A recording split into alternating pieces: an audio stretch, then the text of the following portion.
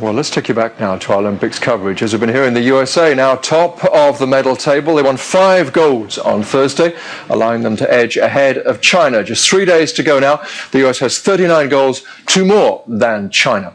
Well, how much do you care about all this? The medal table has a history and a politics all its own. In Los Angeles now is Daniel Durbin. He is director of the Annenberg Institute of Sports, Media and Society at the University of Southern California. Daniel, thanks very much for talking to us. You hear people say the medal table doesn't really matter. Is this just something we all pay lip service to? Well, the medal table matters in terms of international prestige, and certainly it's mattered significantly in terms of propaganda.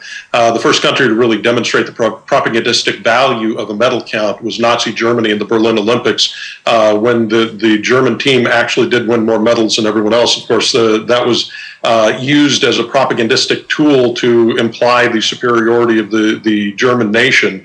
And certainly during the Cold War, the medal count was used by different nations to demonstrate the superiority of their ideology. So it has importance to nations and politics in order to promote political agendas. So it's highly politicized. It also seems to matter to TV audiences. Oh, very much so. The television audience has followed the medal count. And in many respects, the medal count is like a score in a rugby match. It is a way of seeing who's winning and who's losing. And as much as we talk about this not mattering, it really does matter in terms of the narrative on television. It creates a form of excitement to see whether or not your team is doing as well or better than other teams. I suppose it's fair to say that we Brits only really started caring about the medal table when we started winning stuff.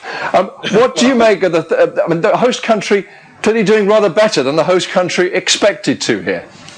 Well, very often, I mean, there is an emotional component, and certainly there's a support component that goes into the success of host countries and host cities. Very often, there's a lot more impetus, financially and otherwise, behind the team because of the pride of having it in your own city and your own country. By the same token, you're not far from the truth for most countries. For most countries, including the United States, it really only becomes interesting as you begin to challenge for the lead or you do better than you thought you would. Is it fair to say that more athletes now seem to have a longer active lifetime, and the US squad now is almost a professional Olympic squad? In many respects, one of the things that's happened, especially in the United States, of course, the United States government does not fund the Olympics. It's funded the Olympics team. It's funded by private sponsorship.